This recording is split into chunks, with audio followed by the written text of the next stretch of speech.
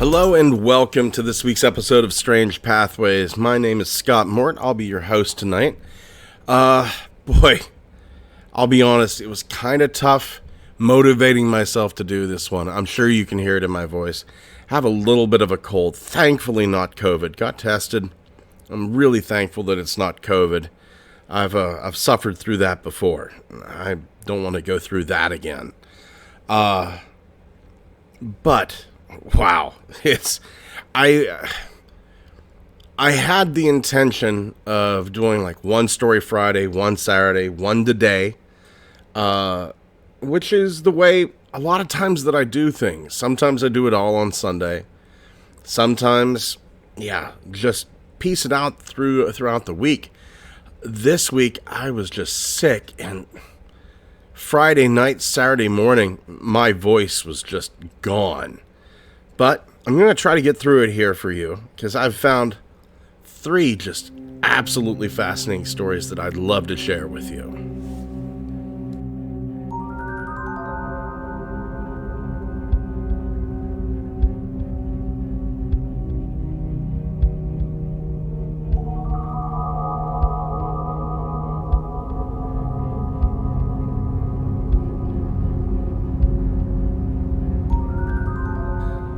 Our first tale doesn't really have a starting point and end point, but it does take us to 50 Berkeley Square in England.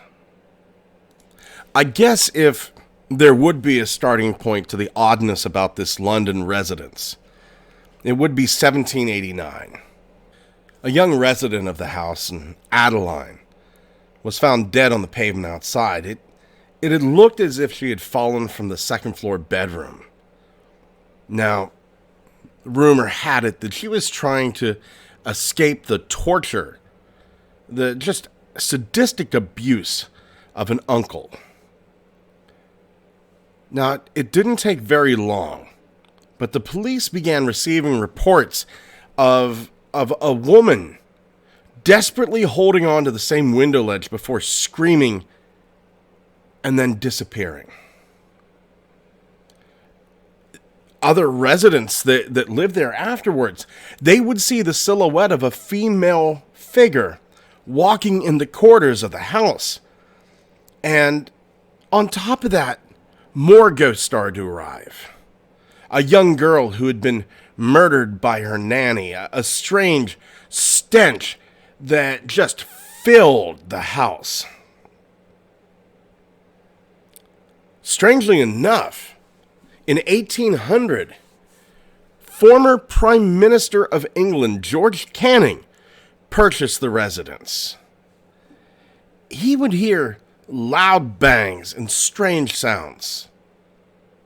He frequently heard them. This was not a here and then there and maybe 2 or 3 times. No, this was a near daily occurrence for George Canning. Now, Canning died in 1827. At that point, the house is rented out by Elizabeth Curzon. And she had a couple lodgers. One of her lodgers was Thomas Myers. Now Thomas, he was, I think the modern day term would be dysfunctional. Maybe rapscallion would be a best way to... He was a jerk. Thomas was a jerk. He had moved into the property with his fiancée. Now, the fiancée would later go on. She would come to her senses and just leave him at the altar. But Thomas did not take being rejected well. He would sleep in the daytime, and he was only ever really seen moving around the house by candlelight in the wee hours of the morning. He made strange noises, and there were rumors that he would find his way down into the cellar, and that he was dabbling in the occult, trying to find some sort of love spell, trying to find a demon that would work with him to win back his ex-fiancée. Now, there was another lodger, Dupree. Dupree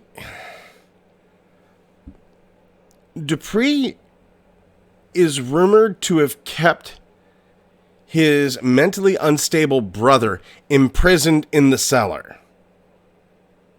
And he's fed through a small hole in the cellar door until his death. Now, I know this sounds barbaric and odd, but I know this practice was used even here in the United States mid-80s. And I only know that because I know that it was revealed. It was revealed. The town that I grew up in, one of the families in the town, their daughter had a kid with some mental issues. If I'm remembering the story correctly, and I'm not going to use names or anything like that. If you're from the area and you're as old as I am, you probably know. But I mean, it was found out that their son had scarlet fever whenever he was a baby, and it did some brain damage. But keep him in the attic. Keep him in the attic. Slide his food under the door. The town I grew up in was very backwards. But this is not surprising to me at all. But 50 Berkeley Square. It seemed like all of these occurrences, all of this tragedy, all of this occult practicing, excuse me, like I said, I'm sick, occult practicing, it gave birth to a thing. Something Lovecraftian. We're going to go to the year 1840. There's a 20-year-old student, Robert Warboys. And he's drinking at a tavern in the town of Holborn. Rumors are starting to fly about 50 Berkeley Square. Now, Robert's a little tipsy, and he is intrigued by the tales of 50 Berkeley Square. He goes to the house, and he demands spend the night. I want to spend the night here. He's got some money. He's got a little charisma. He essentially is just not going to take no for an answer. And the landlord finally goes, fine. Second floor bedroom. You're going to be there under two conditions. Number one, you are to remain armed. Here's a pistol. Keep it with you. Number two, if you see, hear, smell anything unusual, pull this cord. Cord right beside the bed. And we'll come up and help you. Robert Warboys, he says, yeah, okay. He goes up to his room, settles in for the night. And an hour later, ding, ding, ding, ding, ding, that bell is going off. They don't even have time to get up to help him. There's a gunshot. Robert is found just babbling, backed into a corner, the empty pistol still raised. Just click, click, click, click. He's firing and he's firing and he's firing. His mind is broken. There's a hole in the wall, but the landlord cannot find anything else. Robert's never able to explain what he'd witnessed in the house. The last he was seen by the landlord, he was fleeing. 1872. This is about 30 years after Warboys had his incident. Lord George Littleton decides that he's going to spend the night, brings his own gun with him. Now, this was a former MP. This is a member of the Privy Council. He's an accomplished writer, and there's something that he has in common with you and me and everyone else listening. He is obsessed with the paranormal. And he wants to, if he can't outright explain it, he at least wants to experience whatever's happening in 50 Berkeley Square. He stayed in the same room as Robert. Got his hunting rifle right by his side, settles in for the night, and he hears in his sleep, which, to his credit, he was able to sleep. Bravo, sir. But he's woken up by this odd noise. He traces this noise to a dark corner of the bedroom. The sound stops. And he says a disgusting mass of tentacles jumps out at him. It makes this odd sound. The creature rushes towards him. He fires his gun. Littleton is blinded by the flash from his rifle's barrel. He retreats, reloads. The creature has already disappeared, leaving behind just this slimy residue. 6 years later, the house is purchased by a new owner, woman with 2 teenage daughters. And this family, they employ a local girl as their maid. And they even, in an amazing amount of forward thinking for the time, they allow the girl's fiance, Captain Kentfield of the Navy, to move in with her. Not just to visit, but to move in with her. This girl is elated. She runs up to the empty second floor bedroom. She's going to prepare it. It's going to be for her and her future husband. And a few moments later, the screaming starts. The owners run upstairs, and they find the girl just babbling incomprehensibly. She has seen something Lovecraftian. Her eyes are fixed on that same corner of the house, and she just keeps saying, "Don't let it touch me, don't let it touch me, don't let it touch me." They're not able to calm her down. She has to be admitted to a sanatorium. And that is not a place.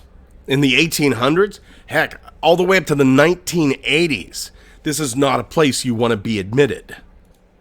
But that fiance, the Navy captain, Kentfield, he's going to spend that night in the same bedroom. He's got his pistol. Everybody's sad. They really can't sleep. And then they hear that scream of terror and a gunshot. They get up to the bedroom, and they find Kentfield lying dead in a puddle of his own blood. I don't know about you. I think some people are meant to be together. I think some people just cannot survive without the other. And that might have been the way it was with Kentfield and his fiancée. Because mysteriously, the maid, Kentfield's fiancée, also died that same night. A few years later, December of 1887, the HMS Penelope arrives in Portsmouth for a refitting. Now that crew, they're given leave. Where's a sailor to go on leave? Well, you go to the nearest large town, and that nearest large town is London. Robert Martin and Edward Blunden, these were 2 of the enlisted sailors. And things were so busy in London that night, they can't find a place to stay. Well, one looks at the other and goes, "What about 50 Berkeley Square? I hear that place has been empty for quite a while because of all the ghost stories. To me, it seems surprising that two sailors seem to be a rather superstitious lot. It seems surprising to me that the two sailors would go there, but that's what they did. They break in, and if you've heard the stories, why would you stay on the second floor? But that's exactly what they did. Maybe the lower levels were just in not a good enough shape to stay in. Man, I would have made do. I absolutely would have made do. But a frivolous attitude and alcohol, well, who knows why. Edward awakes, though, during the night. There's something going on in that room. He opens his eyes and he sees the mass of tentacles, that shapeless something, making its way across the floor. And it's going for Martin. It's making this squelching noise. It's leaving a trail of slime behind it.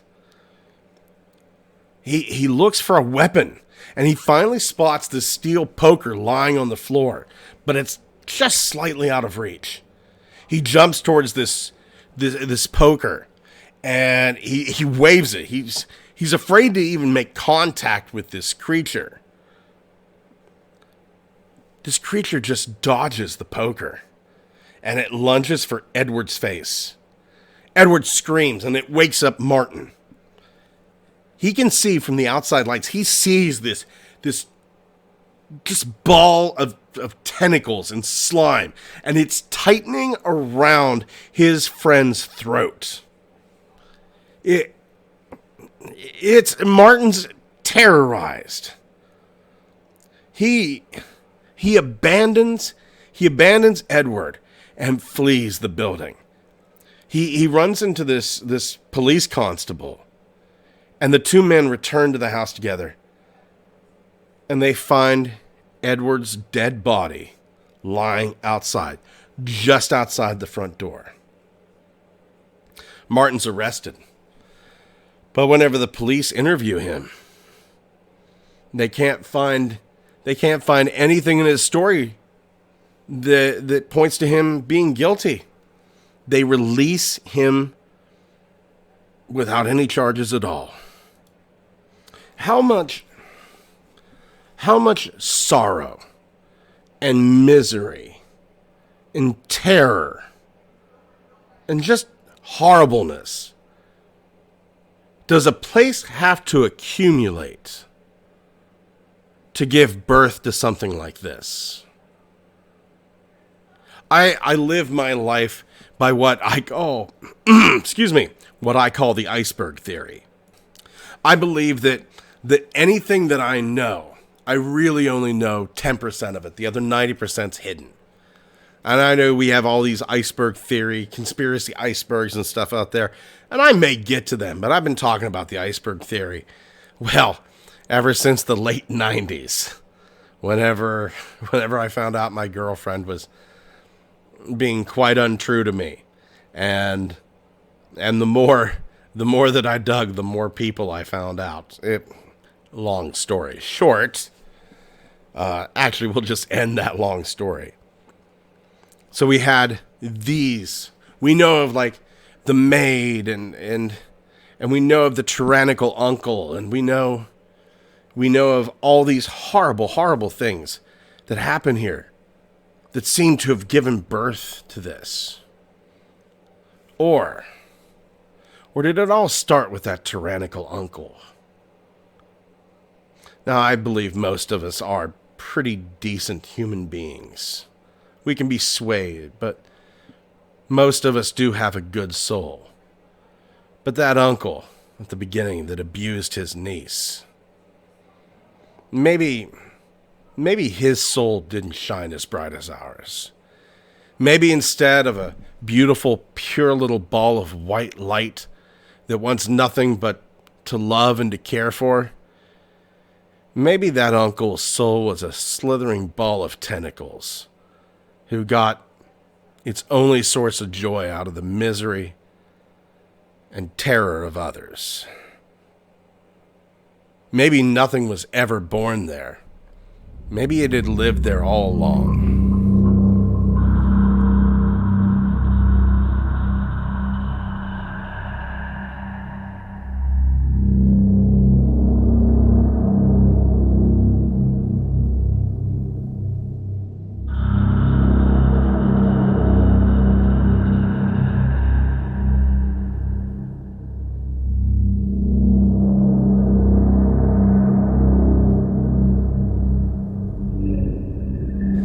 Our next tale is going to take us to July 4th, 2017, Adams, Massachusetts. LK is a lady that works in the cafe in town, and unfortunately, like a lot of us, she ends up having to work the holiday. Her shift ends around 5 o'clock, and just for peace and quiet, her and her friends decide to go to Bellevue Cemetery. And as weird as that sounds, going to a cemetery on a holiday, completely understand it. Anytime that Ariana and I, my lovely wife Ariana, go out to eat, we will get our food to go, drive to a cemetery, and eat there. Trust me, it's wonderful. And we're just not interested in dealing with the hustle and bustle. So LK, she ends up meeting up with everybody outside of her house. They pick up some fast food. There's about 5 of them. And they start walking down to the cemetery. It's not a giant cemetery, but it's big enough that they can find a nice quiet place to sit and hang out. They all settle underneath this tree. And she's just trying to unwind from work. Behind the mausoleums, it's a little bit dark, but there's something moving. Now, LK can't tell what it is, but she figured some sort of animal had come down from the mountain. And that's something Ariana and I see all the time. A deer, maybe a fox. I think I've seen a fox one time in the cemeteries around here. But, it's wandered down into the woods. She sees this thing sprint from behind one mausoleum to the next. It's too big to be a wolf, a deer, mountain lion. Too fast to be a bear. She's kind of running through that Rolodex in her head, going like, is it this? Could it be this? Could it be this? It's starting to make her nervous because she can't quite find a category to fit what she's seeing into. Her friends notice this and they go, hey, what's wrong? And she doesn't want to say, I saw a big scary shadow running around the cemetery. She shrugs it off. And then she sees it again. It sprints back further into the cemetery. It's behind a gravestone. And then it makes another jump from that gravestone to a tree. Curiosity is getting the best of her. She tells her friends, hey, I'm just going to take a little bit of a walk and I need to unwind. LK heads off in the direction of where she saw that shadow, but she sees it take off again. And it's got an incredibly large head. She can't tell how tall it is, but she knows it's bigger than her.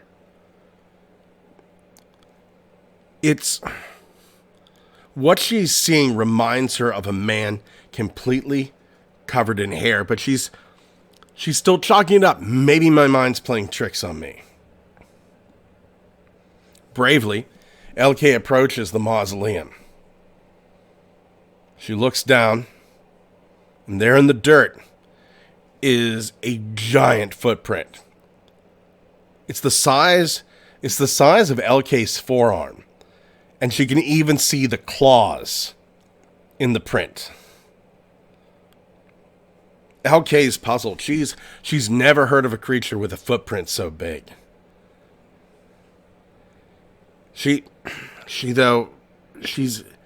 needs to know that she's not going crazy. She gets to the tree, finds nothing behind it. And that's whenever a cluster of leaves falls from the tree and hits her on the way down. She hears this rustling. Now, there was no breeze, so this rustling has to be coming from something. She looks up, and there, looking down at her, is this hideous dog creature. But its eyes are human. They're amber collared, but they're human. It's laying on this branch. It's slowly growling at her. LK runs away and tells her friends immediately.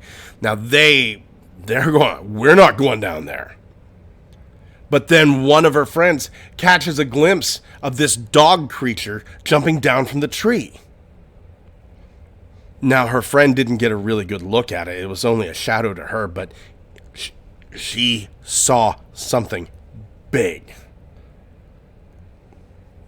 The rest of the friends start to panic. They grab their things and they leave the cemetery. Her friend goes, "What was that? What was that?" Okay. And like I've said before, the stigma around seeing something that we can't explain is deep ingrained in our society. And we have the government and the media to thank for that. They are completely to blame. And she says, "I saw a coyote over there." That's what she says. "I see a coyote." Now, LK doesn't live in that area anymore. And really, can you blame her?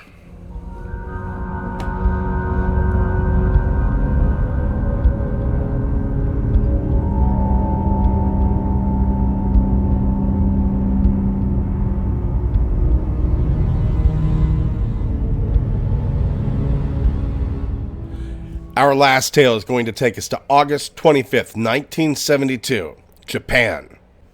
The Kera area in the city of Kochi on the island of Shikoku. This is one of those stories that I could have swore I talked about before, but apparently I didn't. I've looked through all my old videos. I've looked through all the episodes of the podcast. I could have swore I talked about this before. I have not. Maybe I have and I just missed it, though. So, once again, same as last week, my apologies if I have spoken about this before. There's this 13-year-old student, Michio Seo, and he's coming home from school, and he's walking past this rice field, and he sees something flash back and forth. It's just kind of zipping over this overgrown rice paddy. It looks like a dull, silvery hat with a flat bottom and a narrow rim. Now, right there, in your mind, you're picturing something maybe 30 feet across, 60 feet across. Oh, no. This is gonna stun you. And if you've never gone to the Facebook or the Twitter or the Instagram for Strange Pathways, do this now. You have to see this. Seo, much like LK in our previous story, he gets over his fear and his curiosity kicks in. This thing is small. This thing is unbelievably small. It's less than the size of a hat. It's making sharp turns, and before he gets so close to the object, this little object shoots a blinding ray of light towards the teacher. Seo gets a little scared. He doesn't want to upset this thing anymore, and he runs away. But Seo goes and gets his 4 best friends, Hiroshi Moro, Yasui Fujimoto, Katsuoko Kojima, and another friend who only ever was reported as Yuji. And his friends go, "No, you didn't," which is the correct thing to say.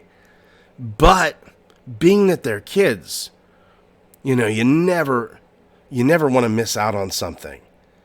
So they all go out there. The 5 of them go out there, and they're going to look for this little tiny flying saucer. They get to the rice field about 7 p.m. And there it is. There it is. They had to wait about an hour. But there this little tiny UFO is. It's maybe about 40 feet away from them.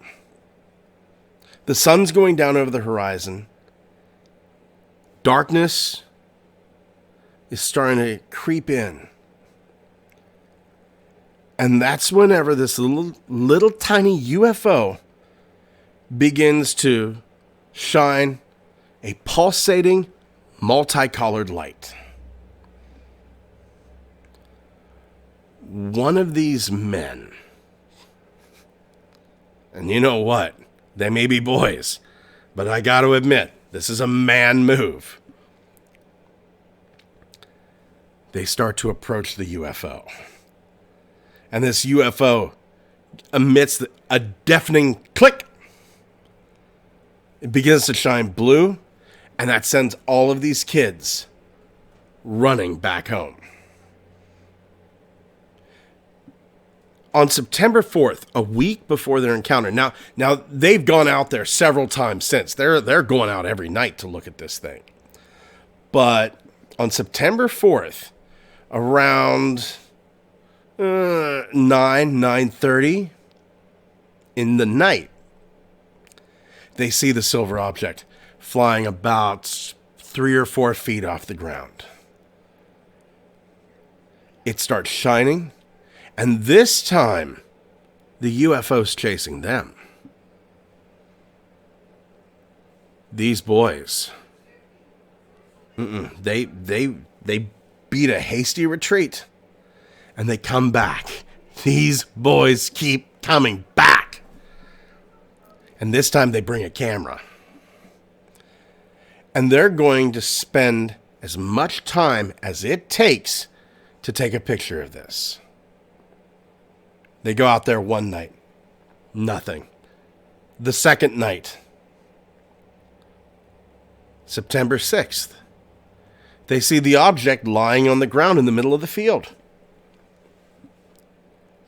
They take this camera, they go click, they take a picture, and then they approach.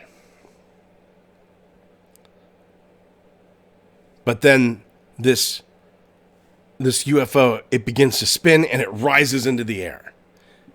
All right? Cameraman, click, takes another photo. And then this UFO, it emits a light. It's like, oh, you can take a flash photo of me. This thing emits a light even brighter than the flash of the camera. Plunges right back down to the ground. And it spins around and spins around. And it seems to be sinking into the ground. And then it stops moving. 14-year-old Hiroshi Mori goes over to the craft.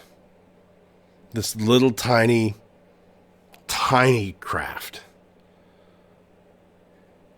Bends over and picks it up with his bare hands.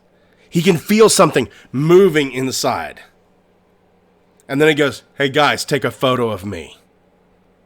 And they do.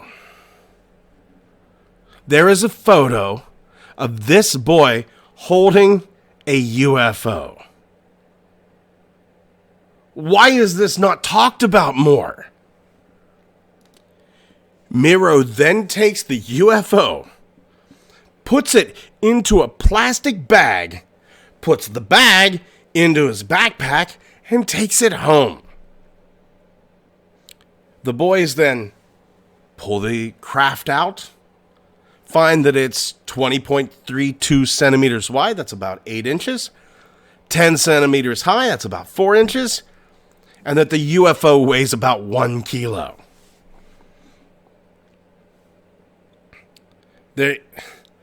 For those of you who cannot get to it, and there are photos of this, incredibly detailed photos of this. There are a series of concentric curves. There's 31 small holes in a pattern. 3 designs. They kind of look like waves or clouds and birds. Maybe a flower on the bottom of this craft. But there's no visible propulsion system whatsoever. The boys wrap this object in plastic. And they take it to Yasuo Fujimoto's house. Because Fujimoto's father, Mutsuo Fujimoto, is the director for the Center for Scientific Education in the city of Kochi. Mr. Fujimoto looks at it, and he figures it's like a toy. And he said, this is his own words, "The frequent nights out of the boys started to worry the parents. And I told my son if it was true, what he was saying, bring me the object." Fujimoto looks at this. It's something like an ashtray. It's cast iron, but it's too light. The lid on it's impossible to open, but he can see through those holes on the inside. And he says there are pieces in there that are similar to a radio. He kind of throws it away. He doesn't know why. He regrets not studying it more. Mr. Fujimoto returns the object to Mori. And then about a day later, the object disappears. Normally, this would be the end of the story. But it's not. Over the next 14 days, Seo, Mori, Fujimoto, Kojimi, Yuji, they see it's either the same or an identical craft in flight on at least 6 more occasions. Fujimoto sees it 3 times. So, all the boys get together, and they try to predict when the object is going to show up. And they talk about, what's this, what's that. They're being very scientific about it. I'm rather proud of these children. And they said, you know what? It never seems to show up on rainy days. Maybe it's afraid of water. September 19th, the boys return to the rice fields. And they bring a bucket of water and some rags. That's clever. And they find it. It's sitting there. It's just sitting there on the ground. They find it. The boys, they cover this little tiny UFO with rags. They pour the water from the bucket over it. And then they take it, they flip it over, and they begin to fill the holes in the bottom with the rest of the water. It's not making whatever this thing is happy. It's this deafening, buzzing noise. It sounds like cicadas, but amped up to 10. And then the inside of it begins to glow. They're thinking, oh, we should move away from this. This is trying to retaliate. This is attacking back. So they move back from it, and they throw a couple of rocks at it. This object just kind of sat there, though. So they get braver and braver and braver. And they capture it a second time. They take it this time to Katsuoko Kojima his house. And they look through the little holes, and they see lots of little tiny miniature mechanisms and strange drawings. They took more pictures. They tried to open it up. They took a cable and kind of tied it through one of the holes to try to open it. They tried poking at the little mechanisms too. Nothing. So they hung this device face down from the wire. And it just kind of pops open. It's just a slight separation between the upper and lower sections. Now, they see these complicated electronic pieces of equipment inside and this viscous material. And I kind of wonder, this viscous material, was there a pilot to this? Did it melt whenever it come in contact with the water? Did these boys murder an alien? So, the boys, they want to see how strong this object is. So they try hitting it with a hammer. Nothing. Nothing. No matter how hard they hit it, they could not keep a dent in it. So, okay. Let's take this little UFO. We'll put it in the oven to see what kind of temperatures it can withstand. But Kojima's mother, Aiko Katsuoko, she says, no, you're not going to do that. And you're not going to put it in the refrigerator either. The boys come to the conclusion that this is some sort of remote-controlled surveillance mechanism. And they're going to show it to their classmates. They're going to let other people see it. They wrap it in rags just in case it's radioactive. I don't think that's going to stop radioactivity. Maybe I'm wrong, but it doesn't seem like it would. And the object is given to Seo and Mori. The rest of them returned home. Get dinner, get some housework. They started to relax. And the next night, the rest of the group returned. And they find nothing under the pile of rags. The mini saucer, the little tiny UFO, once again disappeared. It escaped. A few hours later, Kojima and Mori, they're playing ball at Mori's house. Kojima is going to chase the ball, and he finds the little UFO for the third time. They have captured this UFO 3 times now. This time, though, they're like looking at it going like, wait a minute, are we seeing the same thing? Or are we seeing 3 different things that look the same? Let's mark it with paint. Let's mark it with paint. We're going to paint it. They're just assuming. Now that this thing is painted, they're just assuming that it's going to escape. But on the night of September 22nd, they've decided they're going for a bike ride. And they're all going to take turns looking after the device. No one is ever going to leave this thing unattended. They've taken this little UFO, they have sealed it in a plastic bag filled with water, and then tied a rope around the bag. And then the end of that rope is going to be tied to the wrist of the wearer so that nothing happens. They have theorized that water has a very restrictive property on this device. This knotted plastic bag is then placed inside of a canvas bag. And then that canvas bag is inserted into the bicycle basket of the first carrier. The bag went from cyclist to cyclist as they cruised through the city. They finally go to a local bike shop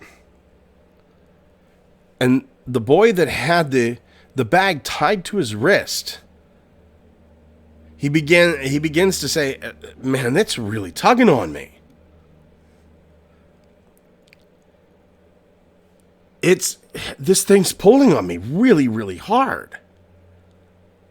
The boys, they instantly open the bag. They untie the rope and the knots in the plastic bag. And remember that little UFO that has the paint in it, that's in the water. It's gone. The knots are still there. The water's still there. Everything's tied up. But that little tiny UFO is gone. And they never see it again. May 2004, UFO Comics in Japan, they make a comic book about this case. And this introduced the Kera UFO to a whole new generation of UFO enthusiasts. 35 years, 2007 now, 35 years after the event, the director of the Japan Space Phenomena Society, Shinichiro Namiki, reopens the investigation. He's doing some research, and he ends up talking to the head of the Osaka chapter of his society, Kazuo Hayashi. And Hayashi says, oh, wait, the same prefecture, 4 years later? This is June 6, 1976. A 9-year-old girl named Sachika Oyama went out into the street to look for her cat. And she noticed this small object floating in the eastern sky. Now, Oyama walked out into the middle of the street to have a better view. And she sees this object descend into a wooded grove. So this little 9-year-old, she goes over to the edge of the tree line, and this object hits a tree and lands on the pavement almost at her feet. And it's hissing. Oyama said that the object looked like a silver hat. It was about 17 centimeters in diameter. She leaned over, touched the object, and said that this really sticky ooze stuck to her finger. She ran for the house, overcome with fear. And she looked over her shoulder, and she sees that this small craft has begun to glow yellow again. This UFO soared, turned to the left 3 times, 1, 2, 3, and then shot out of sight skyward. Hayashi goes and interviews this girl in 2007. She's 40 years old. Sticks to her story. Hayashi has kind of come to the hypothesis that these little objects were actually interdimensional vehicles that had lost their way, falling into our domain. This may be the best documented UFO encounter in history. Please go over to the Facebook page or the Twitter or our Instagram. I'm going to have photos of this device or devices. Craft. They're going to be up on one of those pages. It's kind of silly looking, but I mean, if you want really well documented cases, boy, this is it. I mean, yeah, they do look silly. They do look like little toys. The holes on the bottom look like speakers for a battery. But what is a small craft of interdimensional origin supposed to look like? Just because it looks like doesn't mean it is. My cat Jazzy, who is sitting at my feet, she looks like a little tiny toy. She's not a toy. She's a living being with feelings and hopes, and she's staring right at me now. I think she loves me. I love her. But just because she looks that way certainly doesn't mean that she is.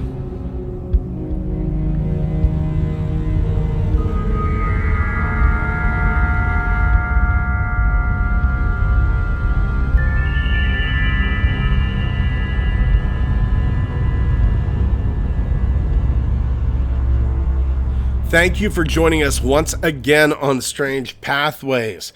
If you'd like to take a look at the photos, and if there's ever going to be a week that you should, this is it.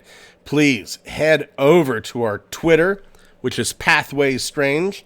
Head over to our Instagram, Strange Pathways Podcast, or our Facebook group, if you'd like to. And yes, we had some TikToks go up, but I got sick in the middle of the week, so we didn't have as many as I would have liked. I do have a couple planned. TikTok, Strange Pathways Podcast. They're also going up on Instagram, and they'll go up as shorts on YouTube. While you're over at YouTube, be sure to like, comment, subscribe on the YouTube channel. Leave a thumbs up down there. Man, we really appreciate it, and I'm hoping to get those subscribers and viewing numbers up there. We've had a lot of good success lately, and that's completely due to you. I am still looking into Squonkapalooza in August.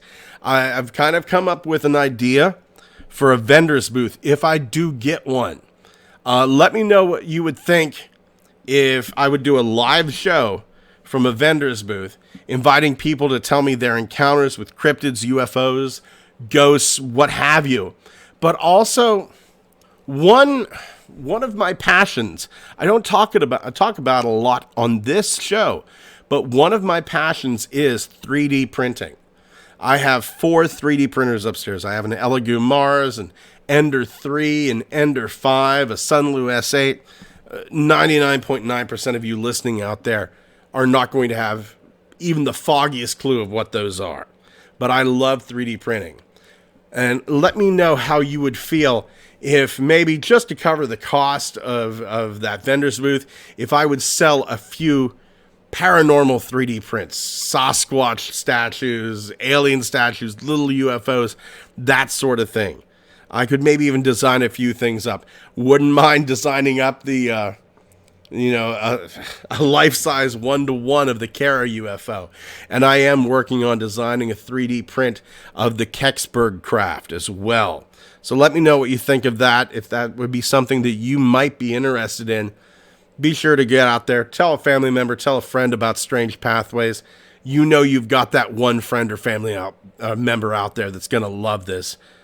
Thank you once again. If you have something you'd like to tell me, if you'd just like to talk, if you've got something that happened to you, be sure to email me, strangepathwaysmail@gmail.com. Thank you again. Thank you so much. Please excuse the voice. Take care of yourselves and each other.